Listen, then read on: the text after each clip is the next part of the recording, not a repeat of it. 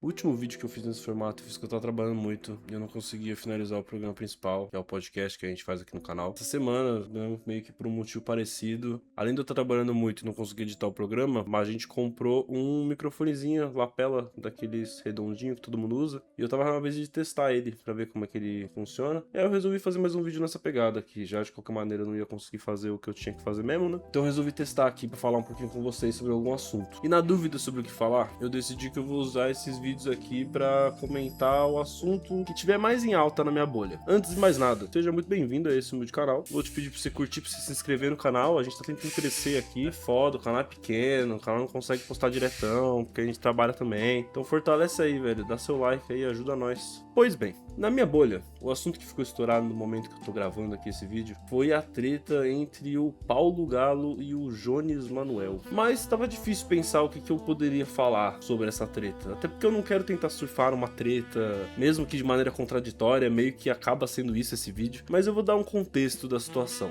O Paulo Galo, que ficou conhecido na internet alguns anos atrás, após postar um vídeo desabafando, onde ele escancarava um problema cada vez mais desgraçado, que é o trabalho uberizado, mediado por plataformas digitais que empurram regulações invisíveis através do funcionamento do algoritmo e casadas com um discurso de meritocracia, onde você supostamente não tem mais patrão, é o chefe de si mesmo, etc, etc, etc. Naquele momento, o vídeo do Galo alcançou muita gente e acabou dando muita visibilidade a uma figura que expressava uma raiva muito identificável. Afinal, muitas pessoas trabalham como entregadoras de aplicativo e são uberizadas e passam pelos problemas que o mais jovem Paulo Galo estava ali, expressando. Era um trabalhador com fome e com ódio, dando voz a toda uma categoria de pessoas ali que até aquele momento não eram ouvidas, ou pelo menos notadas, por uma grande parcela de pessoas. E logo em seguida, esse mesmo Paulo Galo organizou greve, chamou ato, tentou montar um jornal, distribuiu o manifesto comunista na quebrada dele, fez ação direta, inclusive ele está sendo processado pelo Estado nesse momento, pela queima da estátua do Borba Gato. Tem gente que ainda fica falando do cara, querendo tirar uma com a cara dele, tentando diminuir e subestimar as várias contribuições que ele já deu. E nessas indas e vindas, o Galo começou um movimento de tentar se conectar com o autodeclarado senso comum da classe trabalhadora. Dentro dessa brisa do Galo que vai entrar o novo outro personagem dessa história, né, que é o comedor de cu de todo mundo em debate, o Jones Manuel. O Jones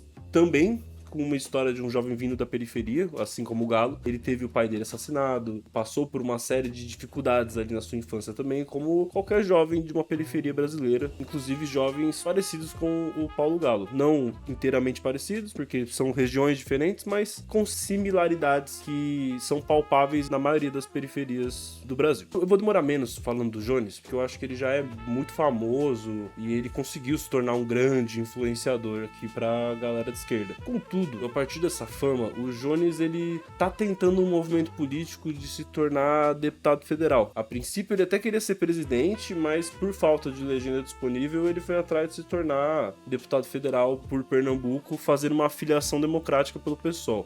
E a filiação democrática, para quem não sabe, é quando um partido cede a legenda para um militante de uma organização menor que não tem representatividade eleitoral, que é o caso do Jones Manuel. Tava, né, no PCBR, ele aparentemente saiu, enfim, vazou documento que não deveria. Não vou entrar nisso aqui agora, também não faço a menor ideia. Mas, a partir desse movimento político do Jones Manuel, o Paulo Galo foi lá no podcast Três Irmãos e desceu a lenha no Jones, basicamente. Ele ensinou que o Jones estava se vendendo, classificou ele pejorativamente como só um youtuber, entre uma pá de coisa que ele também falou a respeito do Jones, e não só, na esquerda inteira ali dentro daquele programa. Ele desceu o pau em todo mundo, chegando inclusive a declarar, abre aspas, a indagação: por que o entregador tem que defender os direitos de quem dá o cu? Que é curioso, porque uma pessoa gay nessa mesma lógica poderia inverter o sentido e pensar por que uma pessoa gay deveria ligar para um entregador do iFood, já que cada um seu quadrado, né? Então,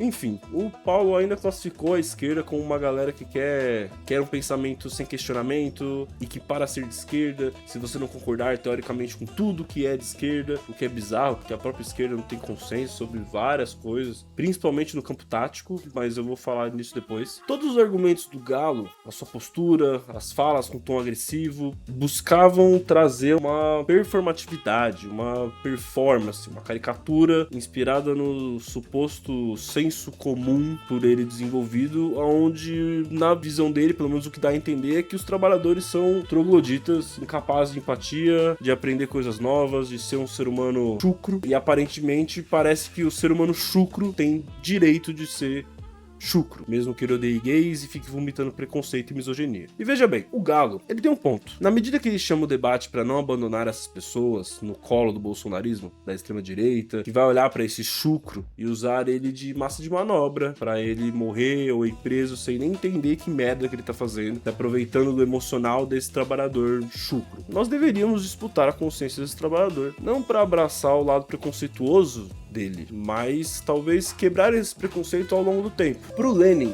existe uma diferença da ideia de tática e estratégia, né? Onde a estratégia é aquilo que você busca alcançar ao longo prazo, e a tática seria o como que deveria ser feito para alcançar essa estratégia. Essas noções táticas são as principais responsáveis pelas discordâncias entre as esquerdas. No final, todo mundo quer algo parecido. No primeiro ato, é o despertar da consciência. No último, é o fim da exploração do homem pelo homem. Todo mundo concorda com isso. Agora, o ato 2, que é a organização da classe trabalhadora, todo mundo se odeia. Tanto para o Galo como para o Jones, se conectar com o senso comum é importante e é necessário. Mas as discordâncias táticas levam as coisas a imputações morais, tá ligado? Você é um traidor por tentar se eleger, ou você está boicotando a esquerda porque você está com inveja. Esse tipo de coisa, além de ser improdutivo, só explicita como as percepções de mundo a respeito da noção senso comum são completamente usadas a moda caralha. E acaba virando uma noção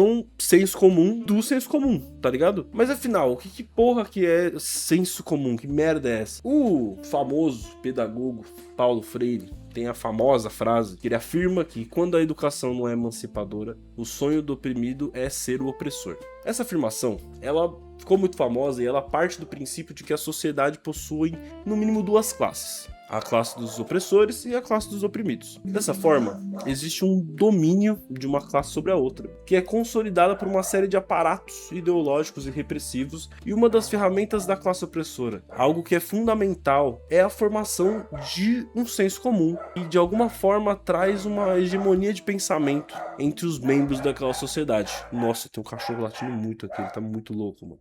Meu Deus do céu. Mas assim, do alto da minha insignificância, parti em busca de entender como é que funciona esse conceito, e eu acabei me deparando com o vulgo marxismo cultural, o pensador Antônio Gramsci, em um artigo chamado Senso Comum e a Educação em Antônio Gramsci, Dimensões Singulares da Praxis, um texto escrito pelos estudiosos César Luiz de Mari, da Universidade Federal de Viçosa, e a Marlene Grade, da Universidade Federal de Ouro Preto, onde eles vão tentar situar quais são as noções sobre o debate entre o senso comum e a educação dentro do pensamento do Gramsci. Pesquisadores vão descrever o senso comum em Gramsci como uma visão de mundo difundida nas classes subalternas de forma desordenada e assistemática. Dois elementos que compõem religião e folclore. Estes se constituem numa visão ocasional e incoerente, resultado da herança histórica e cultural desagregada e popularizada. Esse é o momento da crítica e da consciência. É mais cômodo aceitar uma compreensão de mundo imposta no ambiente externo nas figuras do padre, do patriarca,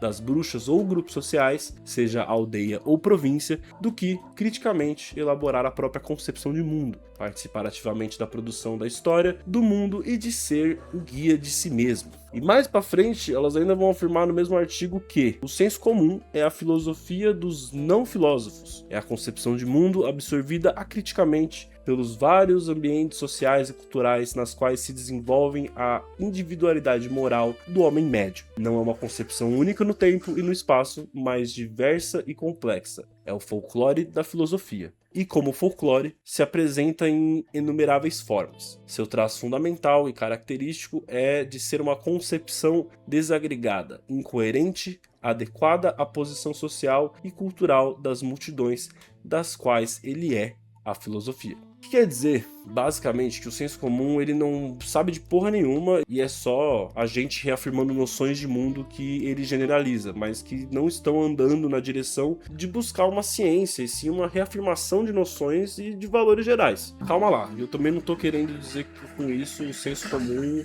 é coisa de gente burra, toda a sociedade tem noções do que é comum, mas que se guiar ou buscar se rebaixar apenas ao senso comum te leva a um caminho de anticiência. E se pro Gramsci o senso comum é a filosofia folclórica, a verdadeira filosofia deveria ir ao encontro não do senso comum, mas encontro de um outro conceito, que é o conceito de bom senso. Nas palavras do próprio Gramsci, descrevendo o que é bom senso, ele diz: este é o núcleo sadio do senso comum, o que poderia ser chamado de bom senso, merecendo ser desenvolvido e transformado em algo unitário e coerente. Torna-se evidente, assim, as razões que fazem impossível a separação entre a chamada filosofia científica e a filosofia popular, que é apenas um conjunto desagregado de ideias e de opiniões. E aí essa noção de que dentro de todo senso comum existe um bom senso foi o que me pegou mais, assim. Porque nessa discussão toda entre o Galo e o Jones, e talvez sobre vários outros setores e atores da esquerda no geral, o que falta seja justamente bom senso, sabe? Buscar respeitar as táticas diferentes de ação, entender a importância de se conectar ao senso comum, buscar superá-lo, buscando a formação de um bom senso. E não é só ensinar ou chegar de nariz empinado como uma fada sensata, sabe? Mas é buscar extrair o melhor das pessoas, acreditar na mudança